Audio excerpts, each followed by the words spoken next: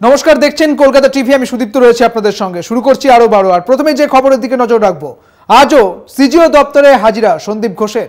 সিজিওতে হাজিরার আজ 13 দিন। সন্দীপ ঘোষের সিজিওতে আরজি করের প্রাক্তন অধ্যক্ষ সন্দীপ ঘোষ, তাকে আজকেও তলব করা হয়েছে। হাজিরার নির্দেশ দেওয়া হয়েছে সন্দীপ ঘোষকে। সন্দীপ ঘোষের আজকের এই হাজিরা নিয়ে 13 দিন হলো। 13 দিন ধরে তাকে ম্যারাথন জিজ্ঞাসাবাদ চলছে। তার পলিগ্রাফ টেস্ট হয়েছে, তাকে ম্যারাথন জিজ্ঞাসাবাদ চলছে। এবং রবিবারে তাঁর বাড়িতে গিয়েছিলেন সিবিআইয়ের আধিকারিকেরা, সেখানে তাকে তদন্ত করা হয়েছে। এবং পাশাপাশি আজকে 13 দিনেও দীর্ঘ জিজ্ঞাসাবাদ সন্দীপ ঘোষকে। কালকে অর্থাৎ গতকাল বুধবারে 150 ঘন্টা তাকে জিজ্ঞাসাবাদ করা হয়েছে, এবং অর্থাৎ বুধবার ধরে তাকে 150 ঘন্টা জিজ্ঞাসাবাদ করা হয়েছে। এবং পাশাপাশি আজও কিন্তু তাকে তলব করা হয়েছে।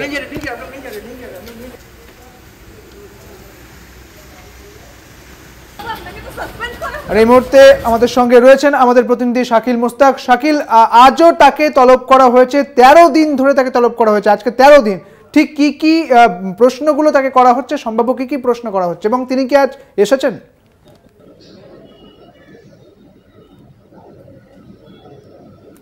শুধু তো তোমাকে প্রথমেই জানিয়ে রাখবো, সন্দীপ ঘোষকে আজকে সকালেই যখন তলব করা হয় সিবিআইয়ের পক্ষ থেকে, সে কিন্তু 10টা নাগাদ কিন্তু সিজিও কমপ্লেক্সে, যে সল্টলেকের সিজিও কমপ্লেক্স সিবিআই দপ্তর আছে, সেখানে কিন্তু পৌঁছে যায়। এরপরেই যে এখনও তিনি ভিতরে আছেন, যে তার যে জিজ্ঞাসাবাদ প্রক্রিয়া সিবিআইয়ের কাছে, সেই জিজ্ঞাসাবাদ প্রক্রিয়া কিন্তু ইতিমধ্যেই শুরু করা হয়েছে।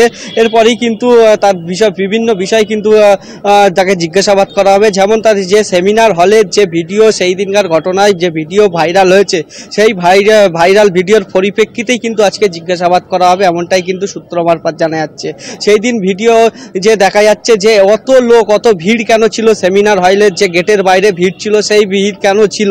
প্রথম প্রশ্ন কিন্তু এটাই থাকবে। এর পাশাপাশি আরও জানিয়ে রাখি যে তার অত্যন্ত ঘনিষ্ঠ যে মেডিসিন, যে ফরেন্সিক ডিপার্টমেন্টের যে দেবাশিস সোম, তাকে দেখা যাচ্ছিল, তার আত্মসহায়ক তাকে দেখা যাচ্ছিল, এবং এক আইনজীবীকে দেখা যাচ্ছিল, এবং ওখানকার যারা নিরাপত্তারক্ষী স্টাফ তাদেরকেও দেখা যাচ্ছিল।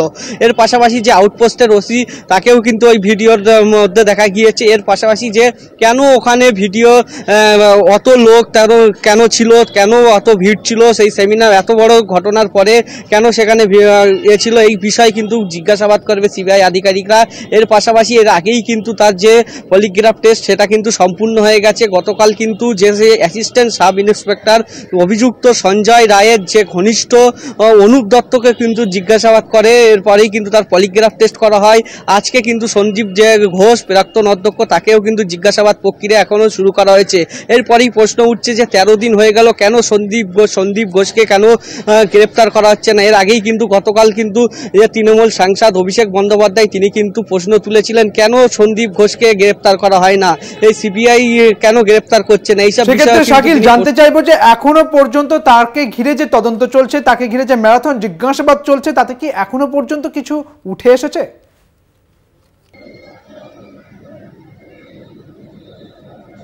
দেখো, যে 13 দিন যে তার জিজ্ঞাসাবাদ করছে, তাই এর আগেই পলিগ্রাফ টেস্ট হওয়ার আগেই কিন্তু বেশ কিছু বয়ানে কিন্তু অসঙ্গতি মেলে, তার বেশ কিছু প্রশ্নে কিন্তু সন্তুষ্ট নয় সিবিআই আধিকারিকরা, এমনটাই কিন্তু জানা যায়। তারপরেই কিন্তু তাকে পলিগ্রাফ টেস্ট করা হয়। এরপরেই কিন্তু আজকে কিন্তু জিজ্ঞাসাবাদ করছে। তো এখনও পর্যন্ত যে সিবিআই আধিকারিকরা সন্তুষ্ট নয় তার জিজ্ঞাসাবাদে, তার বয়ানে, সেটাই কিন্তু এখন সূত্র মারফত খবর উঠে আসছে। শাকিল, আরো একটা জিনিস জানতে চাইবো, তুমি যখন বলছো যে আজকে ওই ভিডিও সংক্রান্ত কোনো জিজ্ঞাসাবাদ চলতে পারে, সেক্ষেত্রে আর কাউকে কি ডাকা হতে পারে সিজিও কমপ্লেক্সে? কিছু জানতে পারছো?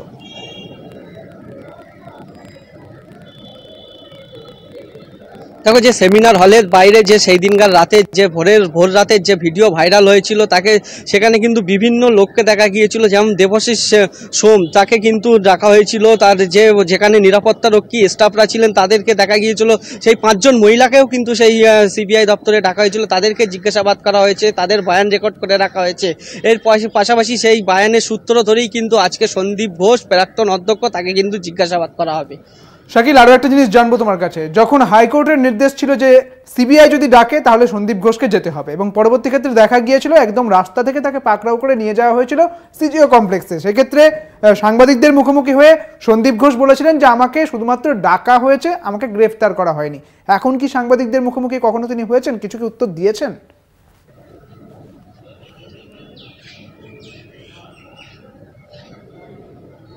এবং প্রথম রাজ্য সরকারের থেকে যখন সিট গঠন করা হয় যে এই তদন্তের ক্ষেত্রে আরজিকর মেডিকেল কলেজের মহিলা চিকিৎসক খুন ও ধর্ষণের ঘটনায় যখন প্রথম কলকাতা পুলিশের যে সিট গঠন করে তদন্ত চলছিল, তারপরেই কিন্তু হাইকোর্টের তরফ থেকে কিন্তু সিবিআই হাতে তদন্ত ভার তুলে দেওয়া হয়। কিন্তু সূত্র ধরে বিভিন্ন লোককে তাদেরকে ডাকা হয়েছে এবং সন্দীপ ঘোষকে যে প্রাক্তন অধ্যক্ষ তাকে কিন্তু বাইপাসের ধারে থেকে তাকে তুলে আনা হয়েছিল, তার নিজেদের গাড়ি করে এনে তাকে জিজ্ঞাসাবাদ করে, কখনো 12 ঘন্টা, কখনো 14 ঘন্টা, 15 ঘন্টা, 10 ঘন্টা তাকে জিজ্ঞাসাবাদ করে। আজকেও কিন্তু এখনো জিজ্ঞাসাবাদ করছে। এখনো পর্যন্ত যে বিভিন্ন মহল থেকে সূত্র মারফত যে উঠে আসছে যে জুনিয়র চিকিৎসারা কয়েকদিন আগেই কিন্তু স্বাস্থ্য ভবন অভিযান করেছিলেন, সিজিও কমপ্লেক্সের বাইরে কিন্তু তারা বিক্ষোভ দেখিয়েছিলেন, কেন সিবিআই কেন এখনো পর্যন্ত তাকে গ্রেপ্তার করছে না। গতকালও যেরকম অভিষেক বন্দ্যোপাধ্যায় তিনিও জানিয়েছেন কেন সন্দীপ ঘোষকে এখনো গ্রেপ্তার করা হচ্ছে না। এইসব বিভিন্ন প্রশ্ন কিন্তু একদমই তাই, এই সমস্ত প্রশ্নই কিন্তু ঘুরপাক কাটছে। অনেক ধন্যবাদ শাকিল, তোমাকে আমাদের সঙ্গে ছিলেন আমাদের প্রতিনিধি শাকিল মুস্তাক। আপনাদের জানিয়ে রাখি আজও কিন্তু আজকে 13 দিনেও কিন্তু সিজিও কমপ্লেক্সে যেতে হয়েছে সন্দীপ ঘোষকে। আরজিকরের প্রাক্তন অধ্যক্ষ সন্দীপ ঘোষ, তাকে আজও তলব করা হয়েছে। সিজিও কমপ্লেক্সে গিয়েছে সন্দীপ ঘোষ।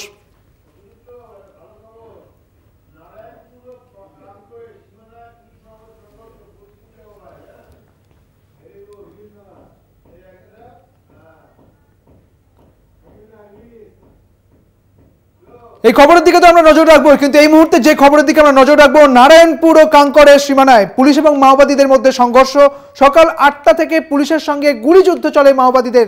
পুলিশের দাবি নিরাপত্তা রক্ষীরা অক্ষতই আছেন, এলাকায় জারি রয়েছে এই অভিযান, অর্থাৎ এই মাওবাদীদের যে খোঁজার অভিযান চলছে সেই অভিযান কিন্তু জারি রয়েছে।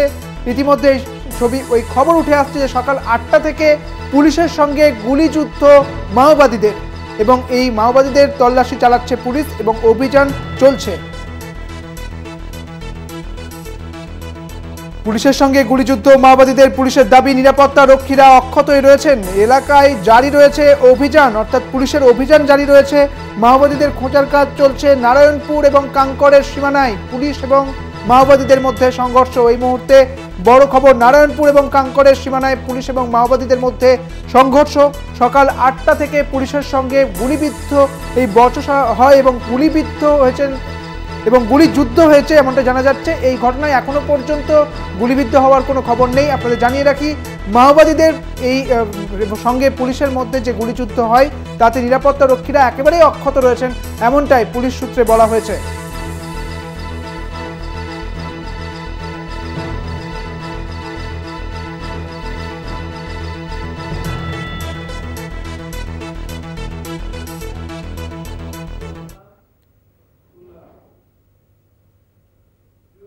আর এই মুহূর্তে আবারও আরজিকরের দিকে নজর রাখবো। আরজিকর কাণ্ডে কাজে যোগ দিতে আন্দোলনরত চিকিৎসকদের মুখ্যমন্ত্রী আবেদন করেছেন।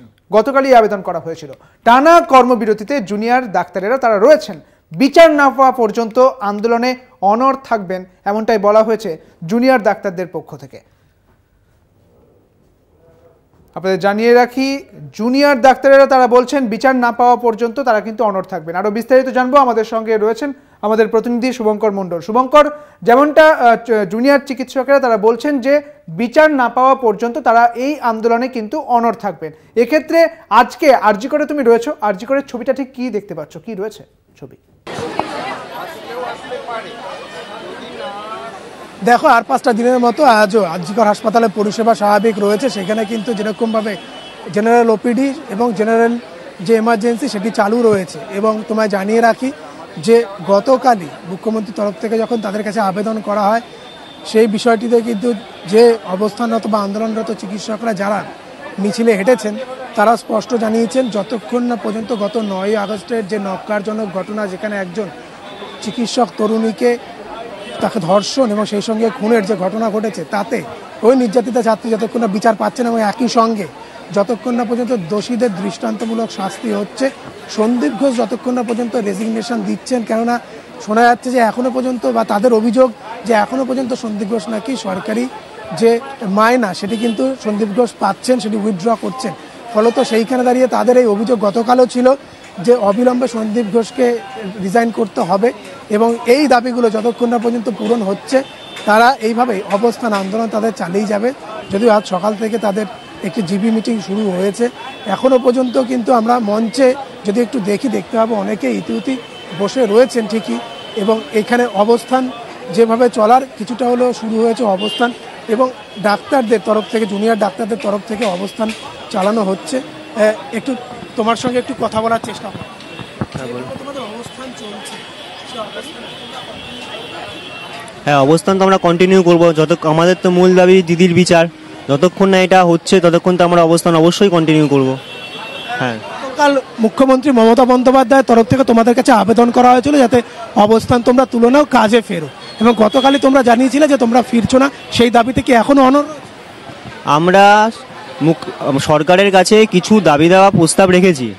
আমাদের সুরক্ষার মধ্যে রয়েছে মূল আমাদের দিদির বিচার, আমাদের ডাক্তারদের এবং স্বাস্থ্যকর্মীদের সুরক্ষা, এছাড়াও অনেক যে সমস্ত কোরাপ্ট সিস্টেম ছিল আমাদের কলেজে এই সমস্ত পুরো সমূলে একদম বার করে দেওয়া, এরকম কিছু দাবি দেওয়া আছে। এই দাবি দেওয়াগুলো পূরণ করলে আমরা নিজেরা কাজে চলে যাব। আমরাও তো চাই রোগী পরিষেবা দিতে, আমরাও তো চাই যে প্রত্যেকটা ডাক্তার কাজে নিজেরা চলে যায়, কিন্তু আমাদের তো এই সমস্তগুলো বেসিক জিনিসপত্রগুলো না পূরণ করলে আমরা কিভাবে কাজে নামবো? এটা তো একটা স্বাভাবিক ব্যাপার, সেটাও তো আমাদের সরকারকে বা আমাদের যে প্রশাসনকে তো বুঝতে হবে। সেটা অবস্থান চলবে, অবস্থান চলবে যতক্ষণ না আমাদের দাবি দেওয়া পূরণ হচ্ছে, আমাদের অবস্থান চলবে। সুদীপ্ত একজন জুনিয়র চিকিৎসক তার সঙ্গে কথা বললো, এবং তিনি কিন্তু জানালেন যে যতক্ষণ না পর্যন্ত তাদের এই দাবি দাওয়া পূরণ হচ্ছে, অর্থাৎ মূল যে দাবি আমার দিদির বিচার চাই, আমার বোনের বিচার চাই, বা নির্যাতিতার বিচার চাই, যেই ব্যানার হোর্ডিংয়ে হোক না কেন, সেই বিচার যতক্ষণ না পাওয়া যাচ্ছে এবং দোষী বা দোষীদের দৃষ্টান্তমূলক শাস্তি হচ্ছে, সেই সঙ্গে তাদের নিজস্ব নিরাপত্তা, যেইভাবে মাঝে মধ্যে দেখা যায় যে তারা নিরাপত্তাহীনতায় ভোগেন, নিরাপত্তা যতক্ষণ না সুনিশ্চিত করা হচ্ছে, এই যাবতীয় বিষয়গুলো নিয়ে কিন্তু তারা যতক্ষণ না আশ্বস্ত হচ্ছেন ততক্ষণ পর্যন্ত তাদের সিদ্ধান্ত অনড়। এবং মুখ্যমন্ত্রীর যে আবেদন কালকে করেছিলেন তাতে কিন্তু তারা সাড়া দেননি, জানিয়ে দিলেন স্পষ্ট যে তারা কিন্তু শুভঙ্কর, যে ডাক্তারেরা অর্থাৎ জুনিয়র ডাক্তারেরা যারা কর্মবিরতিতে অনড় রয়েছেন তারা বিচার না পাওয়া পর্যন্ত তারা অনড়ই থাকবেন এমনটা বলছেন, যেরকম ঠিক পাশাপাশি আজকের যে রোগী পরিষেবা সেটা ঠিক কিরকম রয়েছে, কি দেখতে পাচ্ছ সেই ছবিটা? দেখো, রোগী পরিষেবা স্বাভাবিক রয়েছে, এবং জেনারেল ওপিডি, সেই সঙ্গে সঙ্গে কিন্তু জেনারেল যে এমার্জেন্সি সেখানেও ডাক্তাররা রয়েছেন, সিনিয়র ডাক্তাররা রয়েছেন। সিনিয়র ডাক্তাররা দেখছেন, বিভিন্ন সময় পেশেন্ট যাচ্ছেন আসছেন, তাদেরকে দেখা হচ্ছে। বিভিন্ন ওয়ার্ডগুলো, সেই ওয়ার্ডগুলোতে যেখানে যেখানে পেশেন্ট ভর্তি রয়েছে সেই সব জায়গাগুলোতেও যেরকম ট্রিটমেন্টের ফ্লো হওয়া উচিত সেইভাবে ট্রিটমেন্টের ফ্লো রয়েছে। হ্যাঁ, তবে যেহেতু জুনিয়র চিকিৎসকরা বা জুনিয়র ডাক্তাররা তারা এই মুহূর্তে চিকিৎসা পরিষেবা থেকে নিজেদেরকে সরিয়ে নিয়েছেন, প্রায় টানা 20 দিন হয়ে গিয়েছে তারা অবস্থান আন্দোলনে অনড় রয়েছে, তবে সেইখানে দাঁড়িয়ে তারা তাদের কাজে যুক্ত হতে চাইছেন না।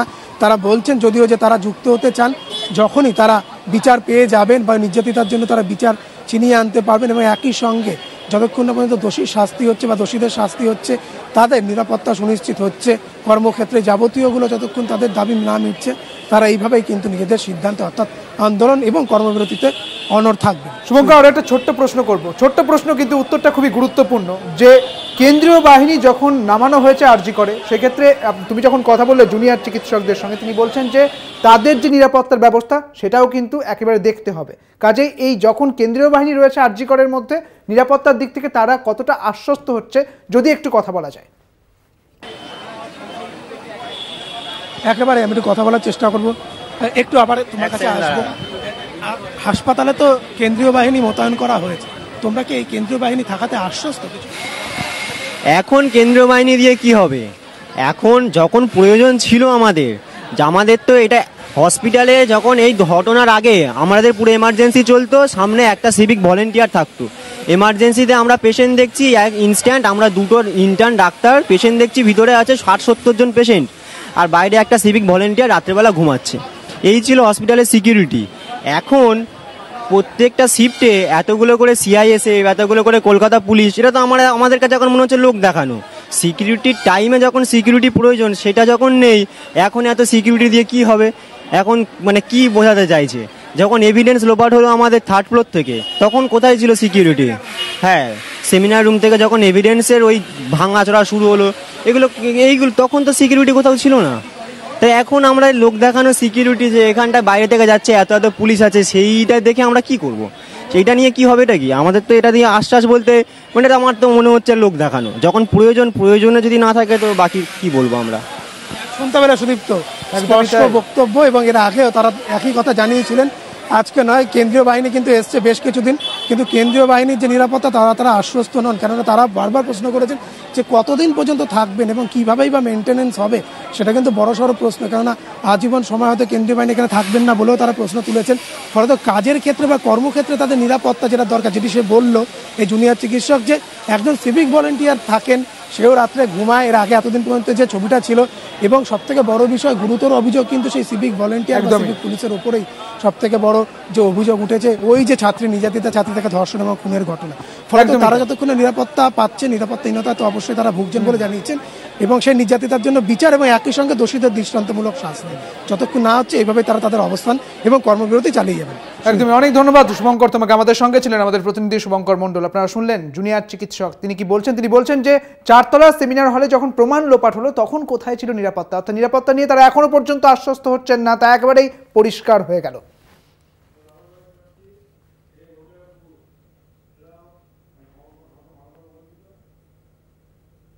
আর পাশাপাশি যে খবরের দিকে নজর রাখবো, আরজিকর কাণ্ডের ছায়া এবার দক্ষিণ দিনাজপুরের 13 বছরের নাবালিকাকে ধর্ষণ করে খুনের চেষ্টার অভিযোগ। গুরুতর আহত অবস্থায় গঙ্গারামপুর হাসপাতালে ভর্তি করানো হয়েছে নাবালিকাকে। ধর্ষণ এবং খুনের অভিযোগে সরব নাবালিকার পরিবার। ঘটনায় রীতিমতো চাঞ্চল্য ছড়িয়েছে জেলা জুড়ে। যখন এতদিন পর্যন্ত এই ঘটনা সামনে আসে আরজিকরের একেবারে 9 আগস্ট থেকে আজকে, যখন এতটা সময় হয়ে গিয়েছে, আজকে 29 আগস্ট, ঠিক তখন কিন্তু একই রকমের খবর উঠে আসছে। গুরুতর আহত অবস্থায় গঙ্গারামপুর হাসপাতালে ভর্তি করানো হয়েছে সেই মেয়েটিকে। আপনাদের জানিয়ে রাখি, নাবালিকাকে ধর্ষণ করে খুনের চেষ্টা অভিযোগ এমনটাই। গুরুতর আহত অবস্থায় গঙ্গারামপুর হাসপাতালে ভর্তি করা হয়েছে নাবালিকাকে। ধর্ষণ খুনের অভিযোগে সরব নাবালিকার পরিবার। ঘটনায় রীতিমতো চাঞ্চল্য ছড়িয়েছে গোটা জেলা জুড়ে। এখনো পর্যন্ত কাউকে গ্রেপ্তার করা হয়েছে কি, আরো বিস্তারিত জানবো। আমাদের সঙ্গে রয়েছেন আমাদের প্রতিনিধি পীযূষ সরকার। পীযূষ, ঠিক কি ঘটনা ঘটেছে, এখনো পর্যন্ত কাউকে কি গ্রেপ্তার করা গিয়েছে? দেখো, এই যে ঘটনা, এটা কিন্তু গত যে রাত পার হয়েছে, সেই গত রাতের ঘটনা। সেই গত রাতে এক আদিবাসী এক মহিলা, তিনি কিন্তু জানিয়েছেন যে তার যে মেয়ে ছিল, সেই মেয়ে কিন্তু ঘরের ভেতরে ছিলেন এবং তিনি কিন্তু বাইরে শুয়েছিলেন। হঠাৎই একটা নাগাদ তিনি মেয়ের চিৎকারের আওয়াজ শোনেন এবং তারপর যখন তিনি মেয়ের কাছে যান, তখন কিন্তু তাকেও ধরে চুলের মুঠি ধরে মারধর করে এলাকা থেকে পালিয়ে যায়। মূলত তারপরে যখন তিনি ঘরের আলো জ্বালান, তারপরে কিন্তু দেখা যায় তার মেয়ে কিন্তু নিস্তব্ধ অবস্থায় পড়ে রয়েছে। পাশাপাশি গলায় কিন্তু দড়ি পেঁচানো ছিল। এটা কিন্তু একটা গুরুত্বপূর্ণ বিষয়, এবং এ থেকে কিন্তু পুলিশ একটা ধারণা করছে যে তাকে মেরে ফেলার একটা কৌশল কিন্তু তিনি করেছিলেন। যেই করুক না কেন, তিনি কিন্তু করেছিলেন। এবং এই ঘটনা ঘটার পর প্রথমে রশিদপুর হাসপাতাল এবং পরবর্তীতে গঙ্গারামপুর হাসপাতালে কিন্তু নিয়ে আসা হয়। আর এই মুহূর্তে কিন্তু প্রায় বলা চলে 3 ঘন্টা প্রায় যারা গাইনো ওয়ার্ডে ডাক্তাররা রয়েছেন, তারা কিন্তু তাকে সুস্পর্শ করার জন্য তারা যথেষ্ট চেষ্টা করেন। ব্যাপক ব্লিডিং হয়েছে, এমনই কিন্তু খবর আমরা ডাক্তারি সূত্রে পাচ্ছি, এবং এই মুহূর্তে কিন্তু সুস্থ রয়েছে। পাশাপাশি পুলিশের যে কাজ, পুলিশের যে তার কাছ থেকে বয়ান রেকর্ড করা, পাশাপাশি আসামিদের ধরার ক্ষেত্রে যা যা করণীয় করার দরকার তা কিন্তু করছেন। স্থানীয় প্রশাসনের পক্ষ থেকে কিছু বলা হয়েছে কি? এই মুহূর্তে কিন্তু মহকুমা পুলিশ আধিকারিক দীপাঞ্জন ভট্টাচার্য, তিনি কিন্তু স্পষ্ট বলেছেন যে এই মুহূর্তে তারা একটা রেপ কেসের ঘটনার তারা পেয়েছেন প্রাথমিক সূত্রে। এখনো পর্যন্ত কোনো অভিযোগ দায়ের হয়নি, কিন্তু কে বা কারা করেছে তারা কিন্তু ইতিমধ্যে কিন্তু তদন্ত শুরু করেছে। বেশ, অনেক ধন্যবাদ পীযূষ তোমাকে। আমাদের সঙ্গে ছিলেন আমাদের প্রতিনিধি পীযূষ সরকার। আপনাদের জানিয়ে রাখি, আরজিকর কাণ্ডের ছায়া এবার দক্ষিণ দিনাজপুরের 13 বছরের এক নাবালিকাকে ধর্ষণ করা হয়েছে বলে জানা যাচ্ছে।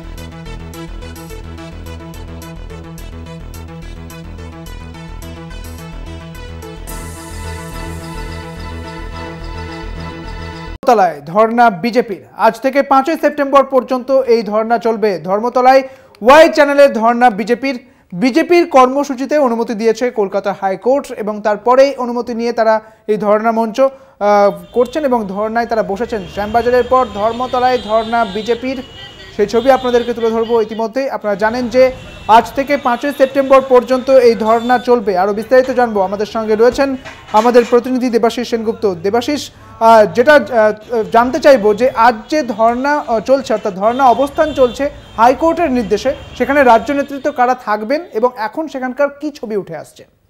দেখো ইতিমধ্যেই কিন্তু এক এক করে বিজেপি নেতৃত্ব সেখানে আসছেন, ধর্ণা শুরু হয়ে গেছে। আগামী 7 দিন এখানে অবস্থান বিক্ষোভ চলবে বিজেপি। শ্যামবাজারে 5 দিন চলার পরে আদালতের অনুমতি নিয়ে আবারও এই ওয়াই চ্যানেলে, ধর্মতলা ওয়াই চ্যানেলে বিজেপির অবস্থান বিক্ষোভ চলেছে। মূলত একদিকে হচ্ছে আরজি করের বিচার, আরজি করের যে তরুণী হত্যা তার বিচার, এবং এর পাশাপাশি রাজ্যের নারী নির্যাতন, এই দুটি স্লোগানকে সামনে রেখেই কিন্তু বিজেপির অবস্থান বিক্ষোভ চলবে। এই মুহূর্তে দেখা যাচ্ছে মঞ্চের মধ্যেই বিজেপির যারা বিজেপি যুব মোর্চার যারা সদস্য তারা সেখানে রয়েছেন, অবস্থান বিক্ষোভ করছেন। এক এক করে রাজ্য নেতৃত্ব তারাও এখানে এসে পৌঁছাবেন, এবং এই বিক্ষোভের মাঝেও কিন্তু আগামী 7 দিন ধরে নানান কর্মসূচি রয়েছে বিজেপি, এবং তার মধ্যেও কিন্তু এই অবস্থান কর্মসূচি চলবে। একদিকে যেমন অন্যান্য কর্মসূচি চলবে প্রত্যেক দিন, পাশাপাশি আগামী 7 দিন কিন্তু এই ওয়াই চ্যানেলে বিজেপির সকাল থেকে রাত্রি পর্যন্ত কিন্তু এই অবস্থান বিক্ষোভ চলবে। কারণ আদালতের অনুমতি নিয়েই কিন্তু বিজেপির পক্ষ থেকে আদালতের অনুমতি নেওয়া হয়েছে, এবং আদালতের অনুমতি সাপেক্ষে কিন্তু এই অবস্থান বিক্ষোভ চলছে ধর্মতলা ওয়াই চ্যানেলে। বেশ, অনেক ধন্যবাদ দেবাশিস তোমাকে। আমাদের সঙ্গে ছিলেন আমাদের প্রতিনিধি দেবাশিস সেনগুপ্ত।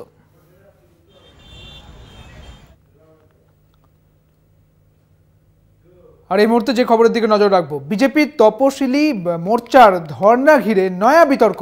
আজ ফের আদালতে দ্বারস্থ রাজ্য আদালত। আপনাদের জানিয়ে রাখি, ওয়াই চ্যানেল এবং ডোরিনা ক্রসিং এর মঞ্চ তৈরির নির্দেশ দেয় উদ্যোক্তারা। সকাল থেকে মঞ্চ বেঁধে ধর্ণা শুরু করে। ওই জায়গায় মঞ্চ হলে মানুষের অসুবিধা হবে, রাজ্য এমনটাই বলেছে। ধর্ণা ইতিমধ্যেই চালু হয়ে গিয়েছে। বিচারপতি ভরদ্বাজ তাই এই মুহূর্তে আর কিছু করার নেই, এমনটাই বলেছেন বিচারপতি।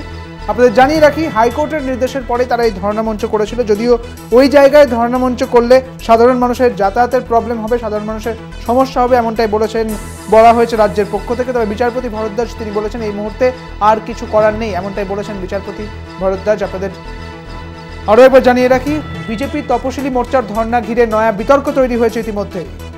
আরো বিস্তারিত জানবো, আমাদের সঙ্গে রয়েছেন আমাদের প্রতিনিধি পীযূষ কান্তি নাগ। পীযূষ কান্তি, ঠিক কি বলেছেন বিচারপতি, আর কি বা দাবি করা হয়েছে রাজ্যের পক্ষ থেকে? গতকালের পর আজকে বিজেপি ওয়াই চ্যানেল এবং রাজ্য সরকার বিচারপতি রাজশ্রী ভরদ্বাজের দৃষ্টি আকর্ষণ করে, এবং বিচারপতি তুমি জানো যে 29 আগস্ট থেকে 7ই সেপ্টেম্বর পর্যন্ত এই ধর্ণা মঞ্চে অনুমতি দিয়েছিলেন বিচারপতি রাজশ্রী ভরদ্বাজ। পীযূষ কান্তি, একটু স্থান পরিবর্তন করে কথা বলা যায়? শোনা যাচ্ছে? হ্যাঁ বলো। হ্যালো। হ্যাঁ হ্যাঁ, এই বিচারপতি রাজশ্রী ভরদ্বাজ 29 সেপ্টেম্বর থেকে 29 আগস্ট থেকে 5ই সেপ্টেম্বর পর্যন্ত এই ধর্ণা মঞ্চের অনুমতি দিয়েছিলেন বিচারপতি রাজশ্রী ভরদ্বাজ। নির্দেশনামায় পরিষ্কার লেখা ছিল ধর্ণা মঞ্চে তৈরি করতে পারবে বিজেপি তপশিলি মোর্চা। রাজ্যের দাবি ওয়াই চ্যানেলের ধর্ণা মঞ্চ তৈরি করা হলে রাজ্যের কোনো আপত্তি নেই, কিন্তু গতকাল নিজের বক্তব্য পেশ করে এই সওয়াল করেছিলেন রাজ্যের আইনজীবী, এবং সেই মোতাবেকই বিচারপতি রাজশ্রী ভরদ্বাজ সেই নির্দেশিকা জারি করেছিলেন। কিন্তু আজকে রাজ্যের বক্তব্য, যেখানে বর্তমানে মঞ্চেও বাধা হচ্ছে, সেখানে 10 ফুটের পিছনে ওয়াই চ্যানেল ফলে মঞ্চ 10 ফুট ছড়িয়ে নিয়ে গেলেই মানুষের যে যাতায়াতের সমস্যা, সেই সমস্যা হবে না। কারণ যে ধর্ণা মঞ্চ যে জায়গায় করা হচ্ছে, সাধারণ মানুষ সেখানে অসুবিধার সম্মুখীন হবে, এবং সেখানে মানুষের যাতায়াতের অসুবিধা হবে, এমনটাই দাবি নিয়ে রাজ্যের আইনজীবী বিচারপতি রাজশ্রী ভরদ্বাজের দৃষ্টি আকর্ষণ করেন, এবং তিনি এও জানান যে তারা যে রাজ্যে এই যে বিচারপতির দৃষ্টি আকর্ষণ করবেন, সেই বিষয়টি গতকালই বিজেপির আইনজীবীকে জানানো হয়েছিল। সেই জন্যই সেখানে মঞ্চ গড়ার ক্ষেত্রে তারা বাধার সৃষ্টি করেছিলেন। যদিও বিচারপতি রাজশ্রী ভরদ্বাজ এ বিষয়ে কোনো কর্ণপাত করেননি। তিনি জানিয়েছেন যে তার রায়ের প্রেক্ষিতে যদি রাজ্যের কোনো বক্তব্য থাকে, তাহলে রাজ্য সরকার ডিভিশন বেঞ্চে আবেদন জানাতে পারে। এখনো পর্যন্ত রাজ্যের পক্ষ থেকে ডিভিশন বেঞ্চের দৃষ্টি আকর্ষণ করে এই ধরনের কোনো আবেদন করা হয়নি। একদমই। বেশ, তুমি আমাদের সঙ্গে থাকো পীযূষ কান্তি। আমাদের সঙ্গে রয়েছেন আমাদের প্রতিনিধি পীযূষ কান্তি নাগ। আপনাদের জানিয়ে রাখি, বিজেপির ধর্ণা নিয়ে ফের আদালতের দ্বারস্থ হয়েছে রাজ্য। তারা বলছেন যে ওয়াই চ্যানেলে যদি ধর্ণা করা হয় তাহলে সাধারণ মানুষের যাতায়াতের প্রবলেম হবে। তবে বিচারপতি বলে দিয়েছেন যে আর কিছু করার নেই।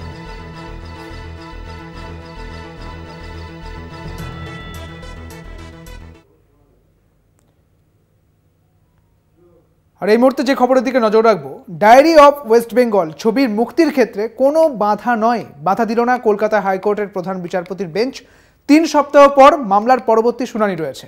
ডায়েরি অফ ওয়েস্ট বেঙ্গল এই সিনেমা বন্ধের আবেদনে জনস্বার্থ মামলা দায়ের হয়েছিল এবং সাম্প্রদায়িক সম্প্রীতি নষ্ট হতে পারে এই মর্মে এই জনস্বার্থ মামলা দায়ের হয়। তবে কোনোভাবেই ডায়েরি অফ ওয়েস্ট বেঙ্গল ছবির মুক্তির ক্ষেত্রে কোনো বাধা নয়, এমনটাই জানিয়ে দিয়েছে কলকাতা হাইকোর্টের প্রধান বিচারপতির বেঞ্চ। আবারও যাব, আমাদের সঙ্গে রয়েছেন আমাদের প্রতিনিধি পীযূষ কান্তি নাগ। পীযূষ কান্তি, ঠিক কি বলা হয়েছে কলকাতা হাইকোর্টের পক্ষ থেকে? ডায়েরি অফ ওয়েস্ট বেঙ্গল অভিজ্ঞতার ক্ষেত্রে কোনোভাবেই তার এই আবেদনের নিষেধাজ্ঞার জন্য যে জনস্বার্থ মামলা দায়ের হয়েছিল এই মামলায় কোনোভাবেই এই মুহূর্তে হস্তক্ষেপ করলেন না কলকাতা হাইকোর্টের প্রধান বিচারপতি ডিভিশন বেঞ্চ।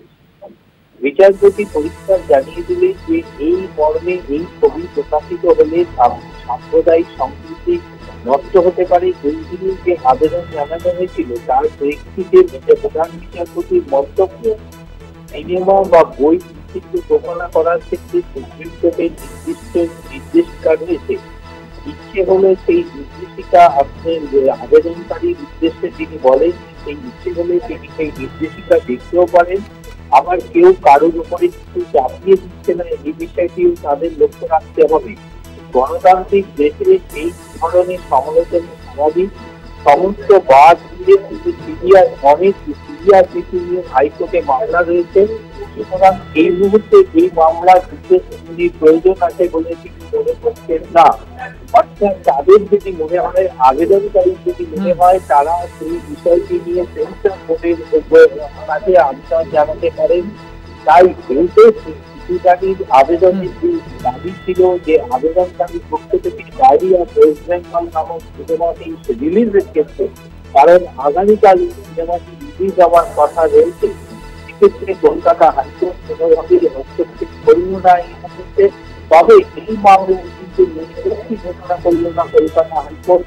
3 সপ্তাহ বাদে এই মামলার শুনানি গ্রহণ করবে বলে জানিয়ে দিলেন প্রধান বিচারপতি বিচারপতি হিরণময় ভট্টাচার্য। একদমই, অনেক ধন্যবাদ পীযূষ কান্তি তোমাকে। আমাদের সঙ্গে ছিলেন আমাদের প্রতিনিধি পীযূষ কান্তি নাগ। আপনাদের জানিয়ে রাখি, ডায়েরি অফ ওয়েস্ট বেঙ্গল ছবিতে মুক্তির ক্ষেত্রে কোনো রকম কোনো বাধা নয়, এমনটাই জানিয়ে দিল কলকাতা হাইকোর্ট। ফিরে এলাম বিরতির পর। আর এই মুহূর্তে যে খবরের দিকে নজর রাখবো, সংবাদ মাধ্যমগুলিতে আমার বক্তব্যের অপব্যাখ্যা হচ্ছে। চিকিৎসকদের বিরুদ্ধে কোনো ভুল মন্তব্য করিনি আমি, তাদের আন্দোলনকে সমর্থন করি, তাদের আন্দোলন যুক্তিযুক্ত। আমি জুনিয়র ডাক্তারদের আন্দোলনের বিরুদ্ধে একটি কথাও বলিনি, সম্পূর্ণভাবে তাদের সমর্থন করেছি। চিকিৎসকদের কোনো হুমকিও আমি দিইনি। এক শ্রেণীর সংবাদ মাধ্যম ভুল প্রচার করছে, আমি বিজেপির বিরুদ্ধে কথা বলেছি কারণ তারা কেন্দ্রীয় সরকারের সমর্থন নিয়ে গণতন্ত্রকে কালিমালিপ্ত করছে, এমনটাই বললেন মুখ্যমন্ত্রী মমতা বন্দ্যোপাধ্যায়। আপনাদের জানিয়ে রাখি, সংবাদ মাধ্যম আমার যে বক্তব্য তার ভুল ব্যাখ্যা করছে, এমনটাই বলা হয়েছে মুখ্যমন্ত্রীর পক্ষ থেকে। আমি কোনোভাবেই এই চিকিৎসকদের হুমকি দিইনি, এমনটাই বলেছেন তিনি। সংবাদ মাধ্যমে আমার বক্তব্যের অপব্যাখ্যা করা হচ্ছে, চিকিৎসকদের বিরুদ্ধে কোনো ভুল মন্তব্য করিনি, এমনটাই বলেছেন মুখ্যমন্ত্রী মমতা বন্দ্যোপাধ্যায়। আমি তাদের পাশে রয়েছি, তাদের আন্দোলনকে সমর্থন করি, আন্দোলন যুক্তিযুক্ত, এমনটাই বলেছি। কিন্তু তাদের আমার এই বক্তব্যকে ভুল ব্যাখ্যা করছে সংবাদ মাধ্যম। জুনিয়র ডাক্তারদের আন্দোলনকে আমি সমর্থন করি, আমি কোনো হুমকি দিইনি তাদের। এক শ্রেণীর সংবাদ মাধ্যম ভুল প্রচার করছে, আমি বিজেপির বিরুদ্ধে কথা বলেছি কারণ তারা কেন্দ্রীয় সরকারের সমর্থন নিয়ে গণতন্ত্রকে কালিমালিপ্ত করছে এবং সেই কারণেই আমার বক্তব্যকে অপব্যাখ্যা করছে, এমনটাই বলেছেন মুখ্যমন্ত্রী মমতা বন্দ্যোপাধ্যায়।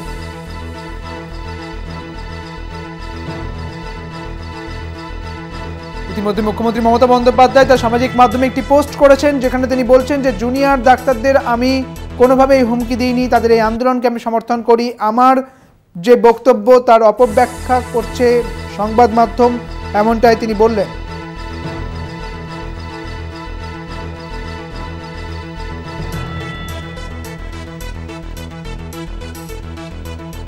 তাদের আন্দোলনকে সমর্থন করি আমি, তাদেরকে আমি কোনো হুমকি দিইনি। আমার বক্তব্যকে অপব্যাখ্যা করছে সংবাদ মাধ্যম, এমনটাই সামাজিক মাধ্যমে পোস্ট করে বললেন মুখ্যমন্ত্রী মমতা বন্দ্যোপাধ্যায়। চিকিৎসকদের বিরুদ্ধে কোনো ভুল মন্তব্য আমি করিনি, এমনটাই বলেছেন মুখ্যমন্ত্রী।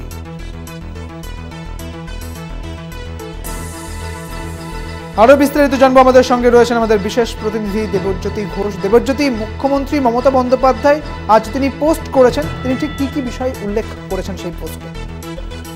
দেখুন, শুধু তো গতকাল মুখ্যমন্ত্রী মমতা বন্দ্যোপাধ্যায় যে মন্তব্য করেছিলেন তারপরে বিভিন্ন সংবাদ মাধ্যমে তার ব্যাখ্যা করা হয়েছে, তা নিয়ে কিন্তু আজকে মুখ্যমন্ত্রী মমতা বন্দ্যোপাধ্যায়, তৃণমূল নেত্রী মমতা বন্দ্যোপাধ্যায় তিনি সোশ্যাল মিডিয়াতে একটি তথ্য নিয়ে এসেছেন এবং সেখানে পরিষ্কার করে জানিয়েছেন যে তার তথ্যকে বিকৃত করা হচ্ছে।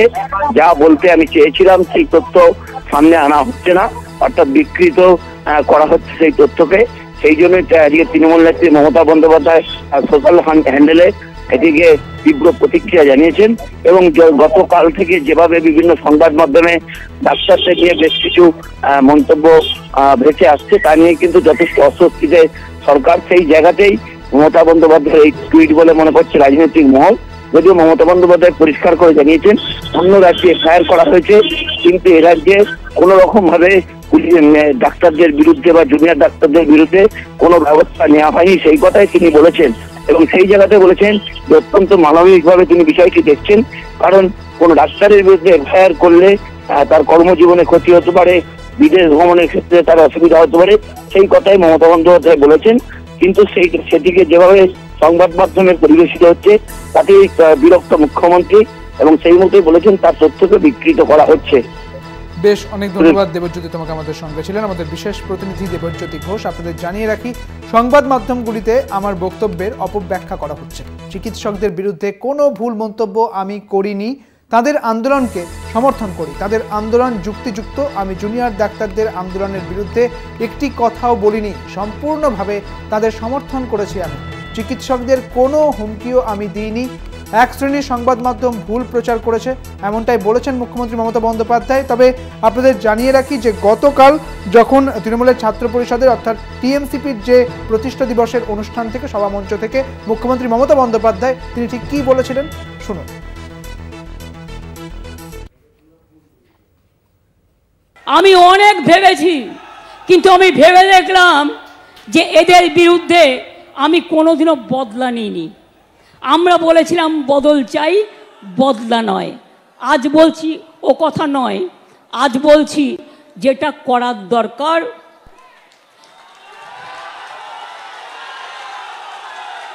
সেটা আপনারা ভালো বুঝে করবেন। আমি অশান্তি চাই না, কিন্তু কুৎসব প্রচার চক্রান্ত করে যে আপনাকে রোজ কামড়াচ্ছে, আপনি তাকে কামড়াবেন না, কিন্তু ফস্ত করতে পারেন। রামকৃষ্ণ পরমহংসদেব বলেছিলেন, একটা গোখরে সাপ তার কাছে গিয়ে বলেছিল, ঠাকুর তুমি তো আমাকে কামড়াতে বারণ করেছো, আমি কাউকে কামড়াই না, কিন্তু আমাকে অনেকে ইট মারে, আমার রক্ত পড়ে, আমার খুব কষ্ট হয়। ঠাকুর বললেন, শোনো, তোমাকে আমি কামড়াতে বারণ করেছি, তোমাকে আমি ফোঁস করতে বারণ করিনি। আগামী দিন আপনাদের কাজ হচ্ছে চক্রান্তকারীদের মুখোশ খুলে দিয়ে ফোঁস করতে শিখুন, ফোঁস করতে শিখুন, ফাঁস করে দিন।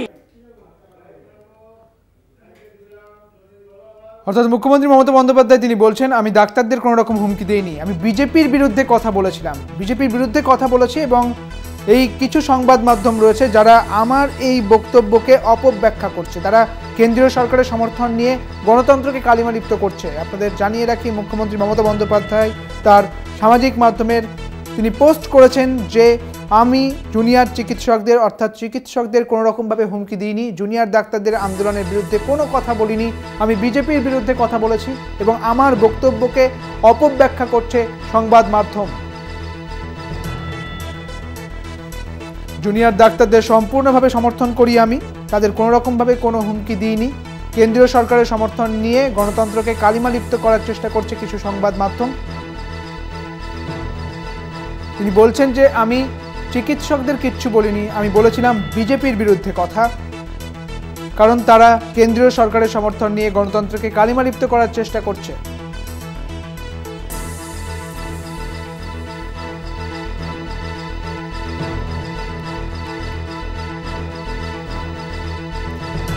আমাদের সঙ্গে রয়েছেন বিজেপি নেতা রাহুল সিনহা। রাহুল বাবু, আপনাকে কলকাতা টিভিতে স্বাগত জানাই। আপনি জানেন যে গতকাল যখন টিএমসিপির যে প্রতিষ্ঠা দিবস চলছিল, সেই প্রতিষ্ঠা দিবসের সভামঞ্চ থেকে মুখ্যমন্ত্রী বলেন যে আমরা বদলা নয় বদল চেয়েছিলাম, তবে ফোঁস তো করতে পারেন। সেক্ষেত্রে তিনি সামাজিক মাধ্যমে একটি পোস্ট করেছেন, তিনি বলেছেন যে চিকিৎসকদের তিনি কিছু বলেননি, বিজেপির বিরুদ্ধে কথা বলেছিলেন। কি বলবেন? দেখুন, বিষয় হচ্ছে যদি মিথ্যাচারিতায় গ্রিনিস রেকর্ড অফ ওয়ার্ল্ড বুকে নাম ওঠানোর ব্যবস্থা থাকতো, তাহলে মমতা ব্যানার্জির নাম 1 নম্বরে থাকতো।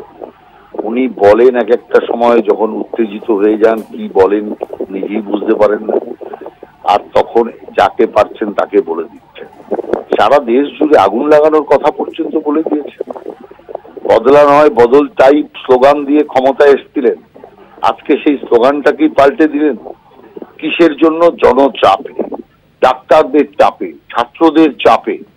তা আমি একটা প্রশ্ন মমতা ব্যানার্জিকে করতে চাই যে একটা হসপিটালের মাত্র একজন সুপার, অজস্র হসপিটালের মধ্যে একটা হসপিটালের সুপার, তাকে বাঁচানোর জন্য এত মূল্য মমতা ব্যানার্জি চোকাতে রাজি আছে? কি আছে, রহস্যটা কি? এটা বাংলার মানুষ জানতে চায় যে একটা সুপারের জন্য সরকারকে জলাঞ্জলি দিতে প্রস্তুত, মমতা ব্যানার্জির চারিদিকে মানুষ তার বিরুদ্ধে ছি ছি করছে, সেটাতেও প্রস্তুত। অর্থাৎ কি বিষয় আছে? এর আগে তো কখনো দেখিনি এতটা, যে একজন সুপারের জন্য এত মূল্য কি করে উনি করছেন, এটাই সবচেয়ে বড় বিষয়। অতএব আমি মনে করি মমতা ব্যানার্জি আজকে যতই কথা পাল্টাক, যতই আজকে টুইট করুক, কিন্তু যা উনি বলছেন, যা উনি ভাবছেন, তা থেকে পরিষ্কার বোঝা যাচ্ছে যাবার ঘন্টা বাজতে শুরু করেছে, আর ফেরার কোনো সম্ভাবনা নেই। অনেক ধন্যবাদ আপনাকে রাহুল বাবু। আমাদের সঙ্গে ছিলেন বিজেপি নেতা রাহুল সিনহা। আপনাদের জানিয়ে রাখি, মুখ্যমন্ত্রী মমতা বন্দ্যোপাধ্যায় সংবাদ মাধ্যম ভুল প্রচার করছে আমার বক্তব্যের, এমনটাই বলেছেন তিনি। সামাজিক মাধ্যমে পোস্ট করে তিনি বলছেন যে আমার বক্তব্যের অপব্যাখ্যা করছে সংবাদ মাধ্যম। আমি জুনিয়র চিকিৎসকদের কিচ্ছু বলিনি, জুনিয়র চিকিৎসকদের আন্দোলনকে আমি সমর্থন করি, তবে বিজেপির বিরুদ্ধে আমি কথা বলেছিলাম, এমনটাই বলছেন মুখ্যমন্ত্রী মমতা বন্দ্যোপাধ্যায়।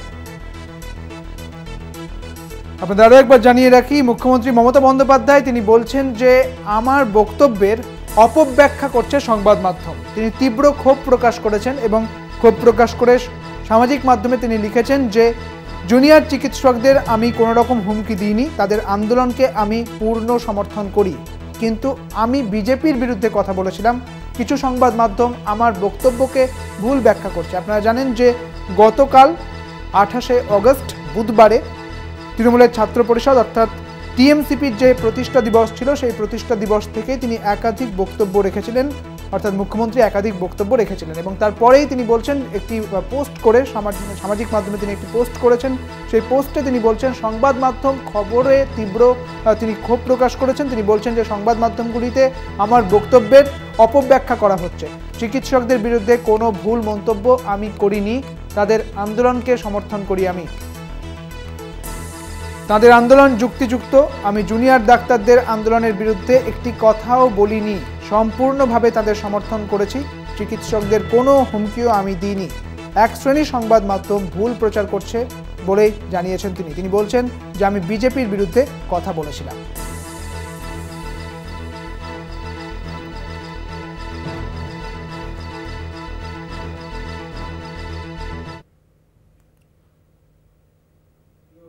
আপনারা জানেন যে একটি অডিও ক্লিপ ভাইরাল হয়েছিল, কালীঘাটে গিয়ে ভাঙচুর করা হবে এমনই একটি অডিও ক্লিপ ভাইরাল হয়েছিল, যদিও তার সত্যতা যাচাই করেনি কলকাতা টিভি। তবে এই ঘটনাকে কেন্দ্র করে গতকালই অর্থাৎ বুধবারই 3 জনকে গ্রেপ্তার করা হয়েছিল।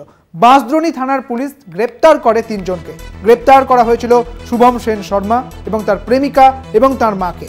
উল্লেখযোগ্য যে আজকেও আরও 2 জনকে গ্রেপ্তার করা হয়েছে। অডিওর সত্যতা যাচাই করেনি কলকাতা টিভি। এই ঘটনায় এবার গ্রেপ্তার করা হয়েছে গ্রুপ অ্যাডমিন অরিজিৎ দে এবং সুকেন্দু ব্যানার্জি। অরিজিৎ দে এবং সুকেন্দু ব্যানার্জি 2 জনকে গ্রেপ্তার করা হয়েছে, যিনি গ্রুপটি তৈরি করেছিলেন। পুলিশের জেরায় অডিও ক্লিপ নিয়ে স্বীকারোক্তি দিয়েছে ধৃতরা। আপনাদের জানিয়ে রাখি, কালীঘাটে গিয়ে ভাঙচুর করা হবে এমনই একটি অডিও ক্লিপ ভাইরাল হয়, যদিও এই অডিও ক্লিপ সত্য কিনা তা যাচাই করেনি কলকাতা টিভি। তবে এই ঘটনাকে কেন্দ্র করে প্রথমেই বুধবারই 3 জনকে গ্রেপ্তার করা হয়েছিল। এবং পরবর্তী ক্ষেত্রে আজকে আরও দুজনকে গ্রেপ্তার করা হয়েছে এবং এই ঘটনাকে কেন্দ্র করে এখনো পর্যন্ত 5 জনকে গ্রেপ্তার করা হয়েছে। বুধবার গ্রেপ্তার করা হয়েছিল 3 জনকে এবং পাশাপাশি আজকে গ্রেপ্তার করা হয়েছে 2 জনকে। কালীঘাটে গিয়ে ভাঙচুরের অডিও ক্লিপ ভাইরাল হয়েছিল এবং সেই অডিও ক্লিপকে কেন্দ্র করে এখনো পর্যন্ত 5 জনকে গ্রেপ্তার করা হয়েছে। আরও বিস্তারিত জানবো, আমাদের সঙ্গে রয়েছেন আমাদের প্রতিনিধি রিয়া মাঝি। রিয়া, ঠিক কি জানতে পারছো এখনো পর্যন্ত এই ঘটনায় 5 জনকে গ্রেপ্তার করা হয়েছে? একদমই সুদীপ্ত, তোমাকে জানিয়ে রাখবো যে মুখ্যমন্ত্রী মমতা বন্দ্যোপাধ্যায়ের বাড়ি ভাঙচুরে একটি অডিও ক্লিপ ভাইরাল হয়, যেটি গতকাল ভাইরাল হয় এবং এই অডিও ক্লিপ পুলিশের হাতে আসতেই তারা ছানবিন শুরু করে যে কার এই অডিও ক্লিপ এবং কোথা থেকে এটা ভাইরাল হয়েছে। এবং তার সোর্স জানা যায় যে একটি হোয়াটসঅ্যাপ গ্রুপে এই অডিও আসে এবং সেখান থেকে এটা ভাইরাল হয়। তারপরেই কিন্তু সেই শুভঙ্কর সেন শর্মা যে এই অডিও পাঠিয়েছিল তার অবধি পৌঁছাতে সক্ষম হয় পুলিশ এবং ইমিডিয়েট তাকে গ্রেফতার করা হয়। গ্রেফতার করে যখন তাকে জেরা করা হচ্ছিল, সেই জেরায় চাঞ্চল্যকর তথ্য পাওয়া যায়। সে স্পষ্টত জানায় যে তার বান্ধবী এবং তার মা, সেই বান্ধবীর মায়ের কথা শুনেই সে এই অডিও পাঠিয়েছিল গ্রুপে এবং একটি হোয়াটসঅ্যাপ গ্রুপ যেখানে যার নাম হচ্ছে উই ওয়ান্ট জাস্টিস এবং সেখানে এই অডিও ক্লিপ সেই যুবক এসে পাঠিয়েছিল। তারপরেই সেই যুবককে জেরা করে তার বান্ধবী এবং তার মাকে গ্রেফতার করা হয়। এই 3 জনকে গ্রেফতার করার পরে তাদেরকে জিজ্ঞাসাবাদ করে এই গ্রুপের যে অ্যাডমিন রয়েছে বা এই গ্রুপ যে ফর্ম করেছিল, এই সমস্ত জন মিলিয়ে আপাতত 5 জন, অর্থাৎ এখনো পর্যন্ত 5 জনকে গ্রেফতার করা হয়েছে। অনেক ধন্যবাদ রিয়া তোমাকে, আমাদের সঙ্গে ছিলেন আমাদের প্রতিনিধি রিয়া মাঝি।